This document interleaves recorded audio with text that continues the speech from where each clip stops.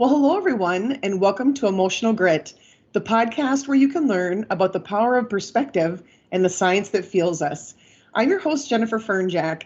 I'm very grateful to say that my guest today is Stacie Beug. She's a friend of mine that goes back to elementary school with me, believe it or not.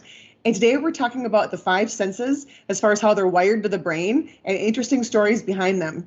So please feel free to like and subscribe to this podcast channel or YouTube channel of mine called Emotional Grit for this and other episodes as well. So thanks everyone for listening today. And Stacie, thanks for joining me. I appreciate it. Oh, well, thank you, Jen. So I want to get started with a story of yours because this is just fascinating. So the first of the five senses that I have on the docket for our discussion today is the actual ability, like your eyes, whether it's being able to see or cry or different things that the eyes can normally do. And it's my understanding that your eyes are unable to produce tears.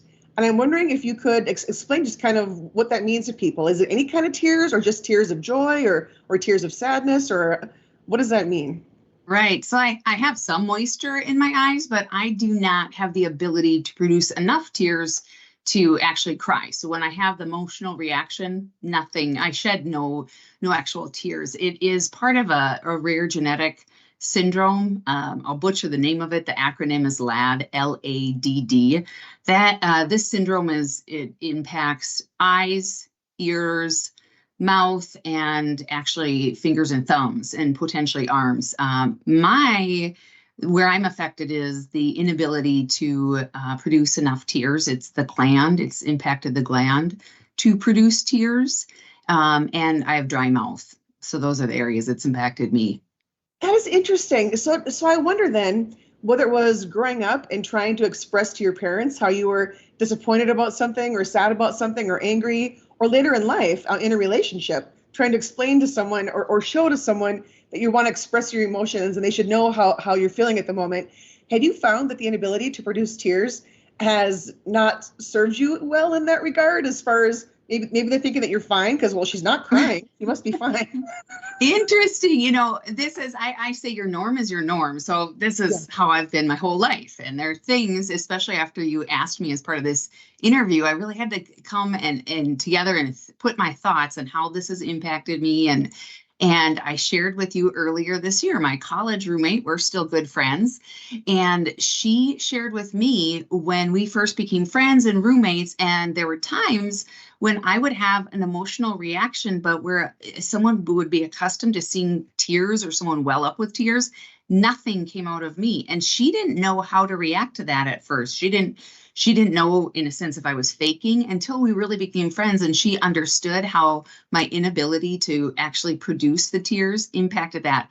So it's really, Jen, to your point, I have thought a lot about that in the last 6 months of where were maybe other people missing empathetic cues towards me, because where we've seen other people maybe not fully have an emotional reaction. They're not sobbing, but we see their tears well up in their eyes. So that's our cue, how to react to them. It did, my friend sharing this with me did make me wonder how many times other people missed the empathetic or emotional cues towards me because of that. And I don't know. Well, and I also wondered, I mean, what about something that's not emotional but still would normally cause tears, like peeling an onion? Oh, it's challenging for me, and I'd rather not. Other areas where it's impacted me, I actually always have eye drops with me, and I have to use them so much. I have to use special individual vials in most cases. I put an ointment on at night. So this is basically like putting Vaseline in your eyes. You cannot see. And then I have other thicker drops. So for me, onion is a great example. It does pose a challenge. I have to limit how much makeup I use. I no longer use mascara. I noticed in my mid-20s, I started to have more challenges with it. This excessive dry eye can cause, I wrote that down, bear with me. It's an inflammation of the layer of your cornea and your eye. And so with that, I would get what's called filaments. And that's where the the cells of the cornea slough off, but they're woven together. And so they would create almost like a skin tag. So every time I blinked, I would get this pulling sensation. And I actually can tell I have one on this eye right now. And when they're excessive, it's quite painful. And I become light sensitive. That started in my early 20s. And those issues can cause scarring of that membrane as well. So for me, I have a lot of eye irritation. I always have tears with me. If not, there's a challenge. I limit my products I put on my eye. So I have eyeliner on today. I'll use that. Shortly after our call, I'll take it off just because it's irritant. I've noticed as I've aged, I can have less and less on my eyes, or I have to be very sensitive to the products that I use. I always have to have eye drops with me. Anything that would get into your eye where you normally would have tears that wash that away, I do not. So it's increased discomfort, and I quickly go to my artificial tears, which would be my eye drops. Wow. Well, and switching gears a little bit as far as eyes go, and even thinking about vision. So tears aside, but vision. There's someone I interviewed on my podcast last year who works at the School for the Blind, and he shares stories about how there are people there who are either visually impaired or who are outright blind who play hockey, and they still want to pursue their passion. So he talked about how the puck is bigger and it has some kind of a bell on it or some kind of a sensor, as do the goalposts and different things. But yeah, people who still want to pursue their passion in that regard play in a league where it's people who are visually impaired or can't see at all. And there are also people out there, believe it or not, who actually are in sailboat races who are visually impaired or outright blind. And so again, the boats, the huge boats have sensors on them, as do the buoys. And I'm thinking, man, even an able, visioned person who can see perfectly fine, feeling a challenge in that regard, and they're doing it and they can't even see. Right. That's fascinating. I'm fortunate this has not caused a level to that, but it is fascinating. It's really about adapting and overcoming. Yes, absolutely. Or a mindset of emotional grit. Someone should write a book about that. Wait a minute, I did, yeah. Very good book too. Oh, thank you. Also, as part of my preparation for our discussion tonight, I was Googling different scenarios of people who have visual impairments and how they kind of creatively get around them. And that's when I learned that there was this person on Oprah a number of years ago whose name was Ben Underwood. He has since passed away, unfortunately. But when he was little, he had cancer in his eyes. And so his eyes had to be removed. But in order to still get around, he began clicking. It's almost like what a dolphin does, where they can get around and kind of like see with their ears, so to speak. But what he'll do is he'll use his tongue to make this clicking sound, and the sound waves that it makes then bounce off things. So I saw in YouTube videos, and I also noted as part of the Oprah interview, where he either talks about or is actually doing for the audience things such as rollerblading, riding his bike, making baskets to a basketball hoop. Because again, he makes those clicking noises and then uses that almost like sonar to bounce off things. Right. He would get around. I mean, phenomenal mindset of how he didn't want to be controlled, so to speak, by his inability to see with his eyes. So he began, using his tongue and using his ears. And there's footage I saw of his mom when she was interviewed about him and kind of reflecting on the time they spent together and how they addressed his challenges. And she talked about how she purposely tried to treat him just like he was anybody else, instead of trying to make things easier for him because of not being able to see. And because in doing so, she wanted to kind of promote the idea of a mindset of emotional grit and help him kind of help himself. But when he was pretty little, he said to her, Mom, I wish I could see.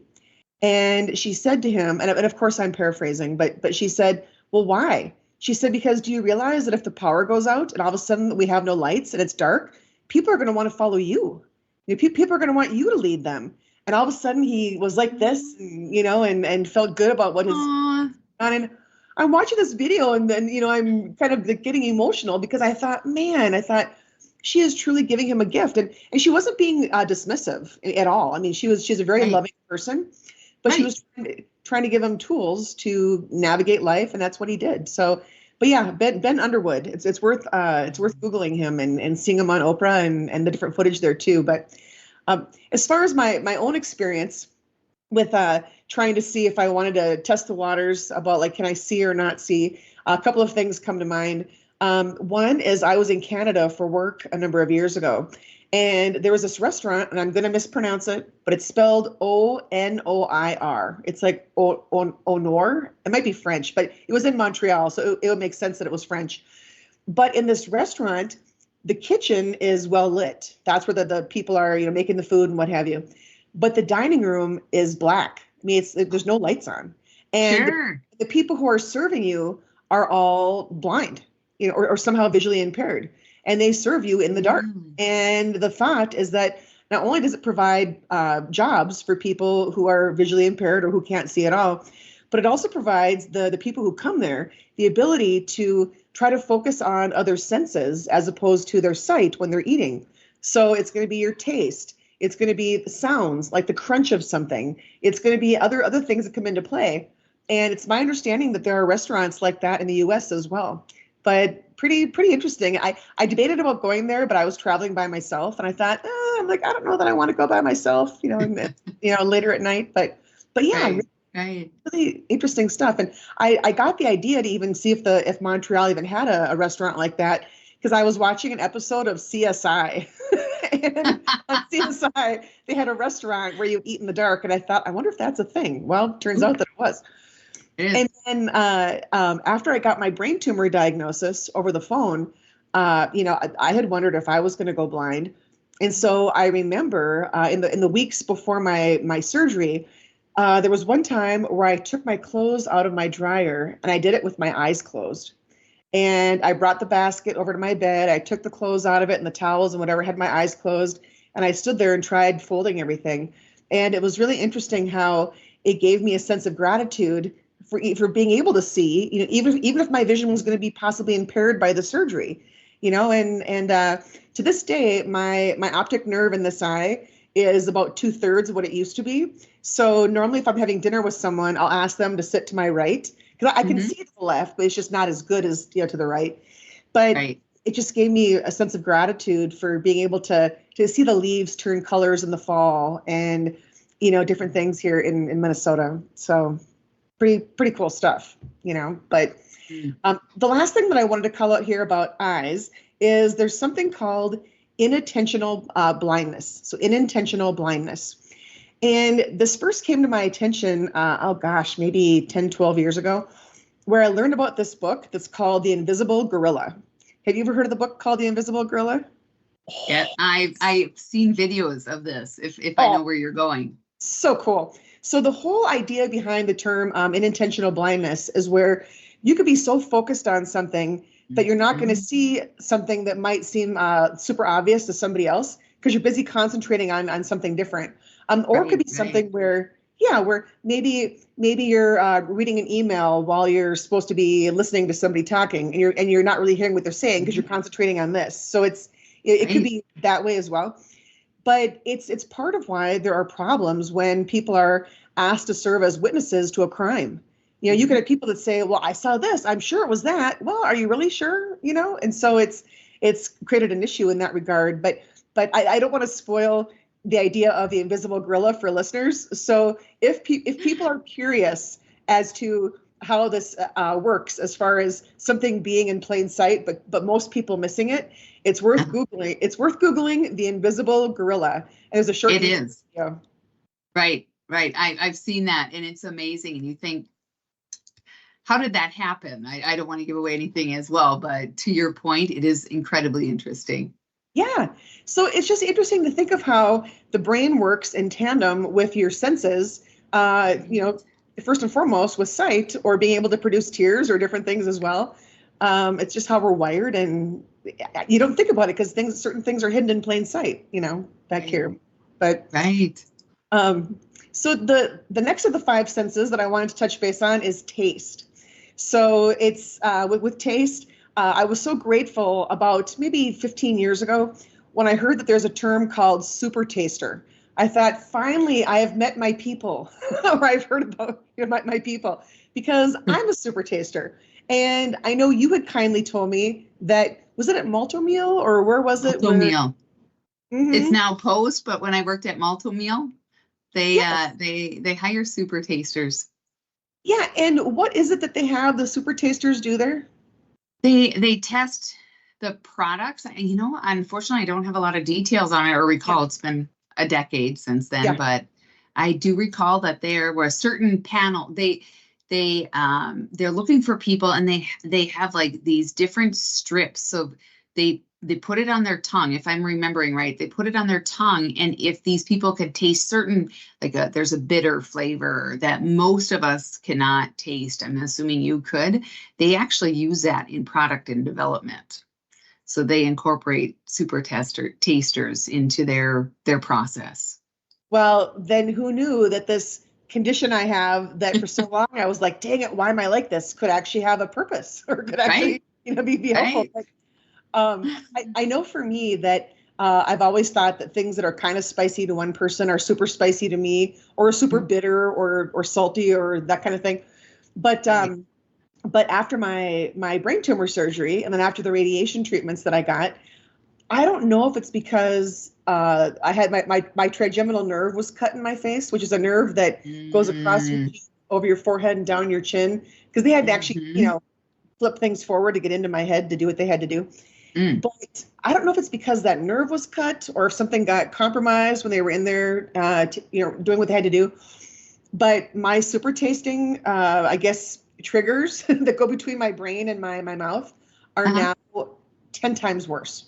I mean, they're 10 Really? times. Oh, yeah. Oh, yeah. I mean, there are times when I'm at a restaurant with people where I'll think, oh, hey, I'm going to try this salsa, thinking that it's called a mild salsa. I'll be fine. Hmm.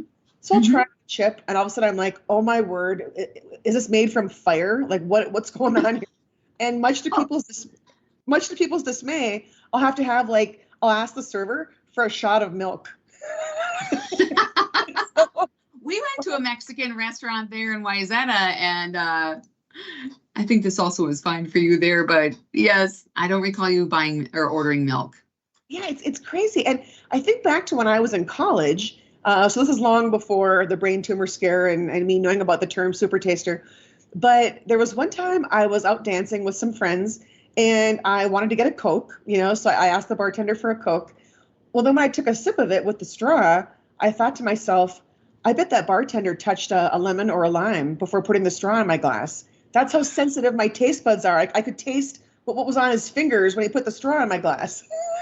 Wow. Yeah. And then just within the last year or so, I was joining a friend for dinner. And but before everybody else got there, he and I ordered our drinks, and I had ordered a Coke. Well, the server came by and gave me my drink before giving him his. I took a sip and I said, "Oh, I'm sorry, sir, but I think this is Diet Coke, not Coke." And he goes, "Oh, sorry." He said, "I'll go change it." So he goes away, comes back. I then took a sip, and I said, "I think this is still Diet Coke." And all of a sudden, the server goes, "You've got to be kidding me." And he said, "I am so busted." And I said, "Well, what?"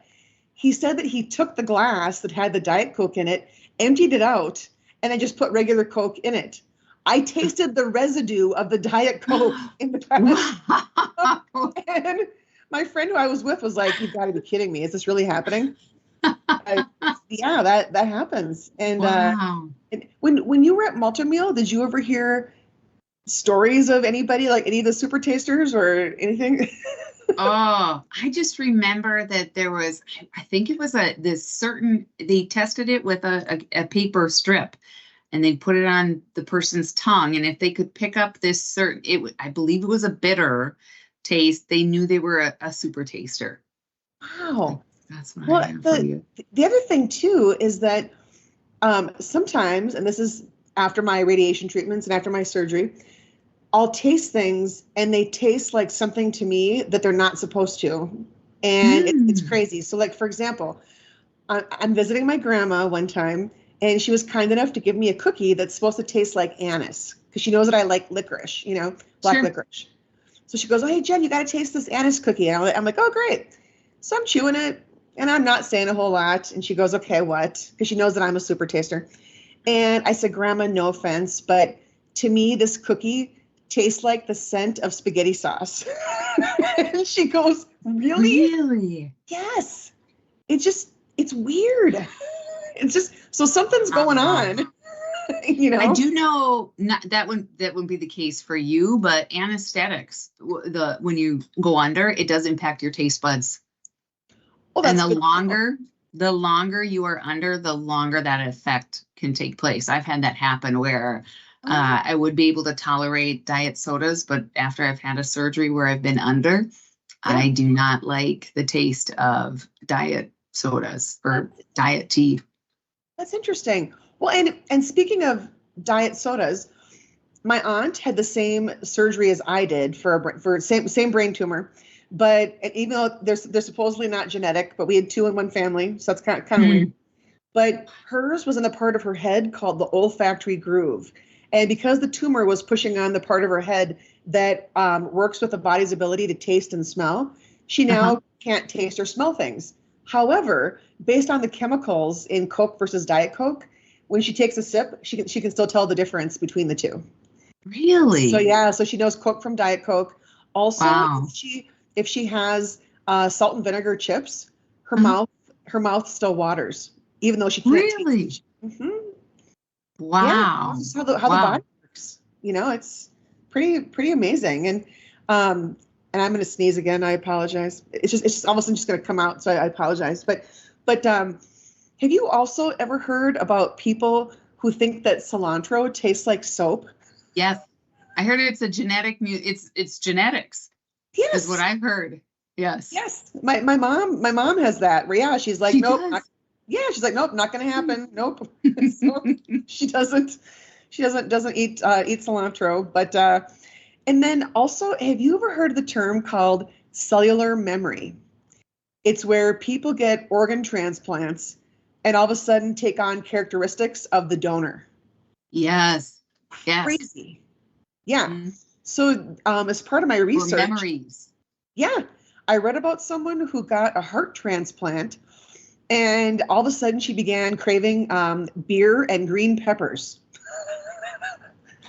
And it turned out the person whose heart she got used to like beer. And then I don't think the green peppers were in the beer, but just, at different times, the person was just craving them, and now she inherited that. So it's kind of, there are different schools of thought on the whole idea of cellular memory, but there are studies on it, and there's an actual term for it, cellular memory. I've heard of that. Interesting. Mm-hmm. Yep. Now I'm thinking of the organ transplant people I know, and I'd be curious to ask them. I'd be curious too to hear if you find out anything in that regard. And then circling back to super tasters, I guess about 25% of the population is a super taster. So I thought it was just me, but yeah, really? 20%. And it's more prevalent in females. Huh. Again, is there varying degrees of super tasting? Do you know? Yes, because mine got worse with either surgery or radiation. So yeah, there's definitely degrees for it. It's very strange. And then also a friend of ours from elementary school, and I'll keep her name private, but her daughter-in-law has some kind of a phobia. And I'm not sure what the word is for it, but she can't eat fruit that's round. Really? Can't eat blueberries, can't eat, like round grapes, or cherries, because she'll gag. And I don't know, and the thing is, someone might say, well, oh, that's all in her head. Well, maybe, but I know for me personally, I can't eat meat on the bone without gagging, so. Oh, I know people like that too. Yeah, like chicken wings. I'm like, not going to happen. So, yeah. So she can't eat only food. Nuggies for Jen. Yeah, exactly. Yeah, only baked goods with a 10-year shelf life and whatever. Then I'm fine. But I learned as part of my research that raspberries and strawberries aren't actually berries, but bananas and pumpkins are. I just heard this today. Did you really? Yes, because berries are the seeds are on the inside, where strawberries in particular, you can see them on the outside. So the indicator is the seeds have to be on the inside. or should be. That's interesting because I wasn't sure why, but I'm like, that's No. interesting. I just heard that today. and I don't think a lot of people realize that tomatoes are fruit. People think they're a vegetable, but they're a fruit. And Right. and What's did you that know saying about knowledge and wisdom? Knowledge is knowing that a tomato is a fruit. Wisdom is not putting it in a fruit salad. Oh, that's funny. I've never heard that before, but yeah, okay. There you go. Well, and did you know that butterflies taste with their feet? Really? No, Mhm. I did not. Huh. And they smell with their, and I'm going to mispronounce this, either their antennas or antennae. I've seen both in print, so I'm not sure how to pronounce it. But yeah, they smell with their whatever the plural version of that. Antennas of the antennae. Yeah. Yeah. But yeah, and they taste with their feet. So pretty interesting stuff. But anything else and anything kind of any like anecdotal kind of stuff about taste that you want to call out? or the tongue? Other than where I was told where we're from, milk's a spice because I have a spice aversion as you do as well. So I was told for many years where I'm from, cream's a spice. Yeah, exactly. I know when I travel for work, people will say, "Where are you from again?" I'm like, "Oh, northern Minnesota." And they'll say, "Do you guys even have spices up there?" I'm like, "Yeah." I'm like, "Yeah, ketchup." No. Oh, that was spicy when I was a kid. And I could not even have pepperoni pizza when I was younger. Yeah, I still can't have it. Oh, I can, and I can handle ketchup, but when I was younger, I could not tolerate ketchup. Oh, well, there is vinegar in it. So sometimes it'll kind of burn my tongue, now a little bit. But just like certain salad dressings. But it's also interesting to note the idea of novelty and nostalgia as they relate to food. And I wrote about this in my book. Like, for example, I grew up going to my grandma's house where she would make grilled cheese sandwiches. And I swear that hers tasted the best because they were cut diagonally. It was the novelty of it, and novelty can actually affect your dopamine levels, like your feel-good chemicals of the brain. So interesting. Yeah. So to this day, when I go do her laundry, she's almost 100. She's 97. Oh my gosh. I still visit her each week, and I'll be like, "Grandma, can we have grilled cheese sandwiches cut diagonally because they taste better?" And she'll start laughing. I may start a fad here or a trend. Growing up, and I would still do this today, we put strawberry jam on our grilled cheese. Oh, almost. I grew up with that. Like a Monte Cristo kind of? Kind of. The sweet and the savory together. Yeah. I never thought about that, but I like strawberry jam is the best. I do like strawberry jam. That sounds really good. Oh, nice. Although, you know what? I always tease my dad and his wife because they'll have really unique flavors of jam at their house, whereas I'm used to like strawberry, raspberry, or grape, and they'll be like lingonberry or. That's good. I'm like, I don't know what that even is. I'm like, I don't want that. That's a nod. Is your dad Scandinavian? Well, his mom's from England, so so he's presumably half English, but I'm not sure. Okay. But and then I guess the last thing that I wanted to call out about taste is there are studies that show that food tastes different on airplanes. So because of the lack of humidity and because of the air you're breathing, it actually makes a huge difference. And so it can affect how sweet things are and how salty things are. And when I heard that, because given how much I travel for a living, I thought, finally, that explains how I feel, because I've told people for years, being someone from northern Minnesota where milk and ketchup are a spice, whatever. I can appreciate very bland food, but I've told people for years that I actually like food on airplanes, and I like hospital food too, because I like things that are bland. Oh, I like interesting. Bland. But yeah. I travel for work too. I'll test that out. I'll do a taste test before, and then while I'm on the plane. Yeah, I have to test that out. Exactly. It's interesting as it relates to food and tasting. When I worked at Malto Meal, I remember our sourcing. So the sourcing of the flour and the grains, we would, instead of moving product from various distribution centers, we would have feedback from customers that could taste the difference in let's say their shredded wheat product. because where it was sourced had changed, because we may have ran out of stock in one DC where we had to ship it across the country, not from its typical DC. And so a customer, for as an example, in my mind's drawing a blank, in South Carolina, where there was a DC there, they were maybe accustomed to the plant and their sourcing. And because of shortages, we had to ship it from Utah. We had customer call-ins that they could taste the difference, and it was based on the product sourcing. So as an example, maybe the wheat or the flour came from a different area of the United States. That's really cool. Wow. If I said that well. No, I can appreciate where you're going with that. I get it. I know that for me personally, I can tell Coke, like traditional Coke, versus what some people call Mexican Coke. Oh, yes. Because Mexican Coke is cane sugar, not corn syrup. And I like it better. So most people do. Yeah. I'm like, this tastes better, but, and I forgot about this till right now. Did you know that, I'll backtrack. I know someone who used to work in a vitamin, like a supplement store years ago. And the store was trying to encourage people to not use perfume or cologne. And I thought, well, that's interesting. I wonder where they're going with that. So what they would do, as an example for some people, is they would have them take off one of their shoes and one of their socks, and they would give them a clove of garlic. And if they rubbed that clove of garlic on the bottom of their foot, within seconds, they could taste it, because the molecules get absorbed by the skin, and then it gets in your bloodstream, and then it comes up and you can taste it. And so they're like, well, if that can happen with garlic, what do you think perfume is doing to you? And also, if you think about it, like when people are pregnant, they're told not to use off that stuff for mosquitoes, because it can absorb into your bloodstream. So it makes you wonder for the rest of us, like, okay, maybe we shouldn't be using that. I don't know, but yeah, isn't that fascinating? It is. Now I'm thinking, did I use that when I was pregnant?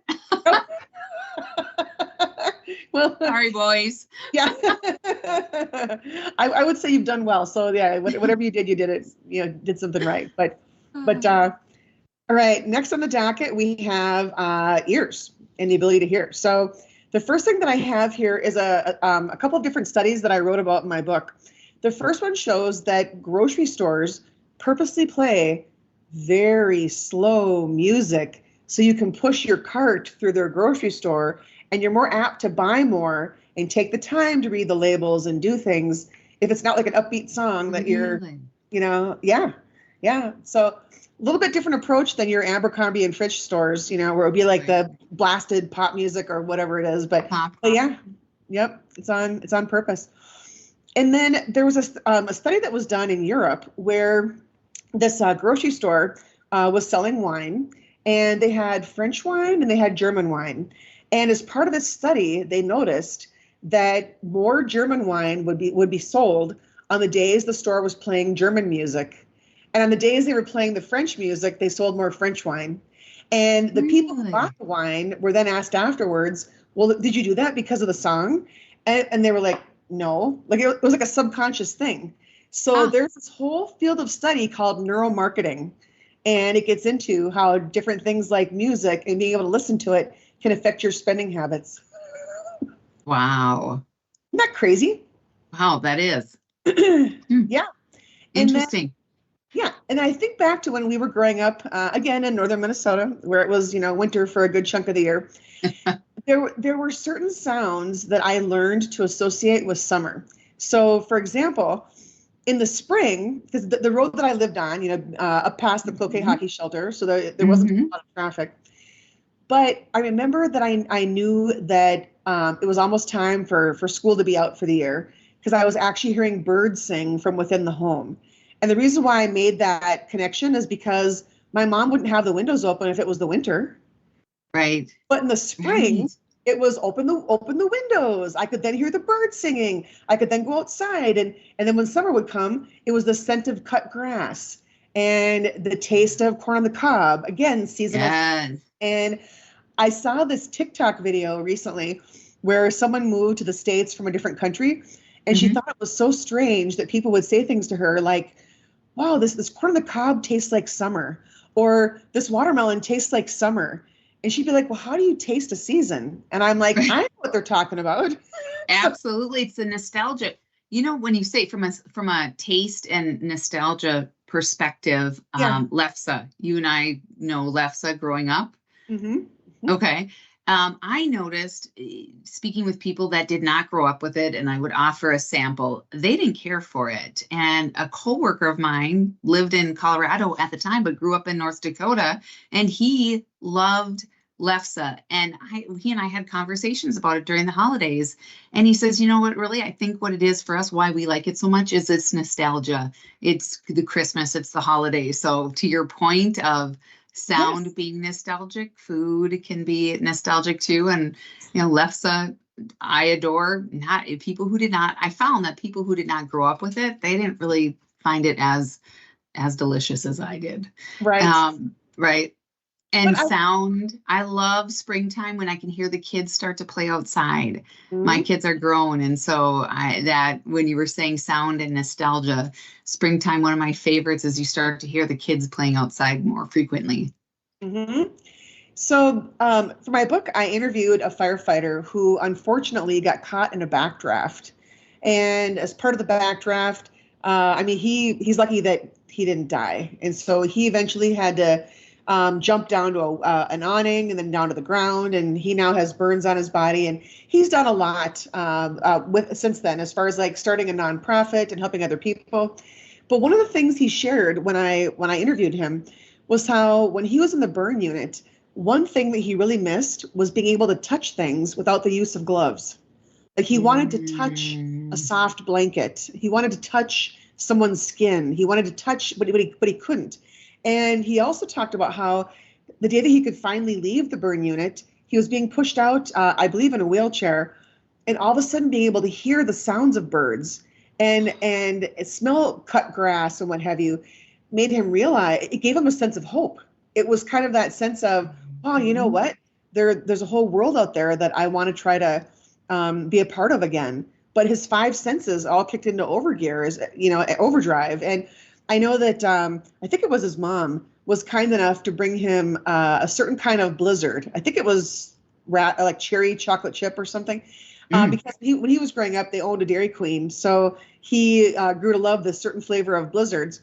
And when he was in the burn unit, and when he was finally able to eat the blizzard and swallow it and stuff, it was also those feelings of nostalgia and that sense of normalcy. It Mhm. was that taste, Mm. texture. It was the world that he knew that he was craving again, and it was through that. And Yes. I imagine that probably also happens when people serve overseas and then come Mhm. home and get to have their mom's home cooking or their wife's home cooking or husband's or whoever it is. Right. And I'm curious for you because you do travel for work, just Mhm. like me. It used to be that going out to eat at a restaurant had more of a higher appeal than, say, eating at home. But now, Okay. after eating out in restaurants around the country, I still appreciate it. But what I really appreciate is going to my mom's house and having her goulash, or going to my dad's place and Oh, having his homemade pizza. It's kind of yes. the traditions that come with it. It's that sense of Right. familiarity. It's, you know, Right. My mom's rice pudding. yes, Mhm. whatever it is Yes. for your family. So, circling back to the nose, I know that there are different times where when I've been in the hospital, whether it was for my brain tumor surgery or going back for MRIs or what have you, it was common for nurses to give me a sticker. It was an aromatherapy sticker that would go on my hospital gown. And Mm-hmm. with that sticker, I could choose whatever scent I wanted out of their collection. And I happen to usually choose lavender because lavender can have a very calming effect on people. And so it's Mm-hmm. very interesting how different scents can have that kind of an effect. I know orange was used to energize people, whereas I wanted to have my nerves calmed. So pretty cool how that works too, you know. But When I was regarding scent, when I was pregnant, I had heightened sense of smell.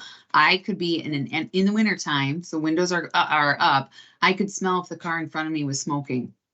I can too. Yes, that's interesting. I Right. noticed that more when I was pregnant. Or I would Wow. walk in the office and there was a particular salesman that we worked with who wore cologne. I could walk in the building and tell that he was there. Prior to being pregnant, I didn't have that same impact, but when I was pregnant, I had a heightened sense of smell. Well, and at my old church, they had a whole fragrance-free section for people who would have kind of enhanced but negative experiences with too much perfume, too much cologne, too much scented lotion. I mean, whatever it was. So yeah, there was a whole section, and people would sometimes actually have like asthmatic reactions to it and different things that you wouldn't normally think about. But Sure. So then with the nose, it's also interesting, again, how we're wired. I remember growing up thinking that I was allergic to the sun because if I had to sneeze, but it wouldn't come out, I would look at the sun and then I would sneeze. I'm like, oh, I must be allergic to the sun. So as part of my prep for our podcast, I Googled just to see if that was a thing. Turns out it is. So it is. It's a term called photic sneeze reflex. And apparently it's triggered by an exposure to bright light. And about 10 to 35% of the population has it. Oh, I'm one of those too. If I have to sneeze, I was going to tell you, look at a light earlier when you needed to sneeze. Yeah. Isn't that fascinating? There's an actual term for it. So yeah, interesting. I didn't know that. Yeah. And only a percentage. What'd you say? 25 to 30? 10 to 35%. 10 to 35%. Wow. Yeah. Oh, I just assumed everyone had it. Yeah, pretty cool. But and then one of the most fascinating things I found as far as doing research about the five senses as it relates to the nose is there's a woman in Europe who married her high school sweetheart. This woman's name is Joy. And she and her husband got married when they were like 20 or 21. Well, about 10 years into their marriage, her husband came home from work one day and he smelled kind of musty / just kind of like not his normal scent. Like she normally liked whatever his scent was, but something just smelled off. And as time progressed, this scent that he had just got worse. And so it kind of became this contentious topic with them where she'd be like, you need to shower longer or change different kinds of soap. And he's like, what are you talking about? And people where he worked began to notice it at that point as well. And not to the point that she did, though. So he kind of thought it was, more her being picky. Well, finally, so many years into this, one night she woke up and he was attacking her. And he basically was like screaming at her and trying to shake her. And in tandem with all this, as far as him having this odor, and then leading up to it over so many years before him attacking her, he also seemed like a shell of his former self, like kind of moody and just didn't quite seem like the person that she married, Well, so after he attacks her, and she could tell that he didn't really realize what he was doing. She thought, okay, maybe he had a nightmare and he's just projecting that onto me. But then she thought, well, or it could be that he has a brain tumor. So they went to a hospital, and it turns out he didn't have a brain tumor. He had Parkinson's disease. So they thought, okay, this is our new normal. We're going to try to figure out how to get through this and still be a team. Well, again, as time progressed, she still was noticing this distinct odor with him, and she was just like, this is kind of weird, So finally, at some point, they thought, okay, let's go to a Parkinson's disease support group meeting together. So they walk into this meeting, and all of a sudden she is just blown away because she's like, oh my word, there are people here who smell like him. like this is crazy. And some people had that scent, more in more of a distinct way than others, but still it was like a thing. So after the support group meeting, she shared this with her husband, and she said, something's there's a common theme here, like something's going on. We should try to reach out to a physician or some kind of a researcher to say, hey, you know what, we're noticing this. Maybe there's something here that could be helpful to other people, like some kind of a symptom that we're just not usually aware of. So they described all of this to this researcher. And he was just like, nah, I'm not seeing any kind of a connection here. It must be a coincidence or a different kind of a problem. And it was kind of dismissive about it. Well, then I forget if it was days or weeks after that, the researcher found out about the study that was showing that dogs can smell cancer. And he thought, wow, you know what? If dogs have that ability to detect a medical condition like that with their noses, maybe humans can too. So he reached out to that woman again. And he said, I'm going to do a study and I want you to be a part of it. And she agreed, where he had X number of people wear T-shirts. I think they had to wear them overnight, if I'm not mistaken. And a certain percentage of the people had Parkinson's disease and a certain percentage did not. He then gave her the T-shirts and she had to sniff all of them and say whether or not she thought the people had Parkinson's disease. Well, it turns out that she correctly identified all the people with Parkinson's disease except for one. There was one where she said that the person had it, but the person didn't. But so she was still on to something. Well, then again, I forget if it was months later or years later, that person who she said had Parkinson's disease but didn't, did. And came back to the researcher and said, yeah, I was diagnosed with Parkinson's disease. So she's now, all this was, the study was in tandem with the University of Edinburgh. But yeah, now she's working with these clinicians and different researchers from around the world to see if there's some kind of a biomarker on people's skin where you can detect at an earlier stage than she did with her husband if someone has Parkinson's disease. There's an actual sense to it. Isn't that just surreal? That's amazing. Yeah. It is. And I've heard of dogs sensing cancer, and I've heard of dogs also, it's diabetes if your blood sugar drops too low, but I'm assuming, is that a scent as well? Yes, I've heard about that too. Yeah. The one time that I heard that where that didn't have the intended effect was the family apparently was allowed to have their dog that could sense the difference in blood sugar at church with them, and the dog began to react. Well, it turns out there was another congregant who had low blood sugar and that he was detecting, not the owners. But yeah, so yeah, there was something in the air, and the dog could tell. So yeah, pretty interesting stuff. But the last of the 5 senses that we have here is touch. And I know that we talked about it a little bit earlier, but have you heard about weighted blankets? Yes, I have them. I have one too. Yeah, right. Yeah.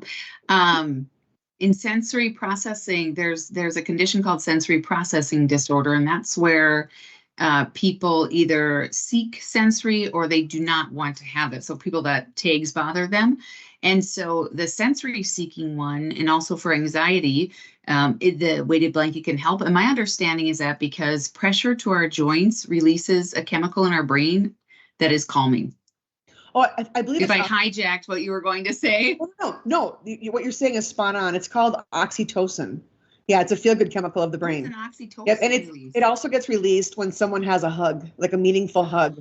And I say meaningful because not everybody hugs in a meaningful way. Some people it's kind of shallow, kind of like, hey, I'm going to check the box by hugging you because I'm supposed to, but really I don't want to.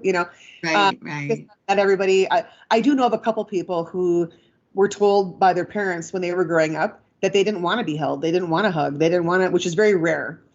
But yeah, they would give like a shallow hug kind of, but for a meaningful hug, it can build trust and it can actually release the feel-good chemical oxytocin in someone's brain. So really cool stuff. But those blankets can also affect people physically too, and feel kind of, when you're burrowing in the covers, it can be very comforting, Yes. Yeah.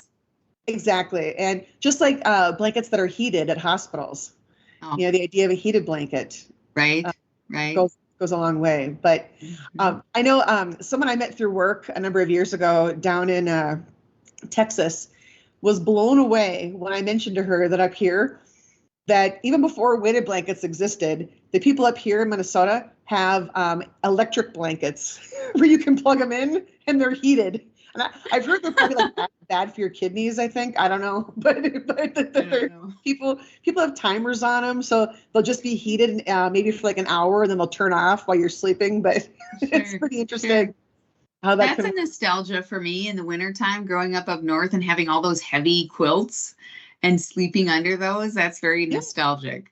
Yeah, I like it too. But and then also just calling out, and I've called this out in prior podcasts as well, but it's worth repeating, the power of touch in neonatal units at hospitals, and the whole idea of holding, especially premature babies, but just babies in general as well, can help soothe them. It can help them grow. It can help them heal. Just there's a whole litany of benefits to the power of touch there. Right. Pretty pretty cool stuff. But any other weird science you can think of about any of the five senses? Anything that we haven't touched on? Yeah, not five senses, but something to share. When my dad was in hospice, there was a volunteer that would come around and give hand massages. So to your point of touch and also that caring side of it, in hospice in Duluth, they did that for him. That's really cool. Because the person's there by choice, they're doing that, and it's such a nice gesture, especially for a complete stranger. So, all right. Well, Stacie, thank you so much for being on the podcast today and sharing your story about not producing tears and just kind of like things to think about. That maybe you could always have a piece of paper and say that, and write on there, "I'm crying on the inside," or "I am sad." Yes, exactly. If you're trying to get feeling verklempt, go talk amongst yourselves. Yes, if you're trying to get a hold of, let someone know how you're feeling. But of course, I also want to thank everybody who is listening today. Thank you so much for being a part of the podcast. And as I alluded to earlier, please feel free to go to my YouTube channel, which is called Emotional Grit, to like and subscribe for this episode and others as well. So thanks, everyone.